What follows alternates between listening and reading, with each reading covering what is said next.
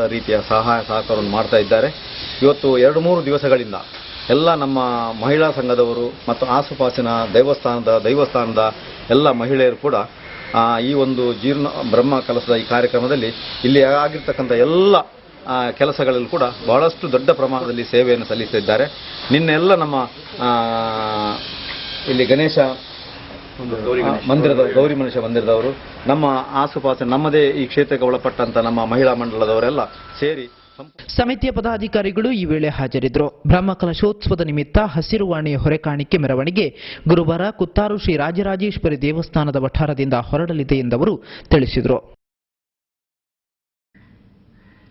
ಅಸೇಗೋಳಿಲ್ ನಡೆದ ವೀರರಾಣಿ ಅಬ್ಬಕ್ಕ ಉತ್ಸವದಲ್ಲಿ ಶಾಸಕರಾದ ಯುಟಿ ಖಾದರ್ ಅವರ ಪುತ್ರಿ ಅವ್ವ ಖಾದರ್ ಬಳಗದ ದೇಶಭಕ್ತಿ ಗೀತೆ ಎಲ್ಲರ ಗಮನ ಸೆಳೆಯಿತು.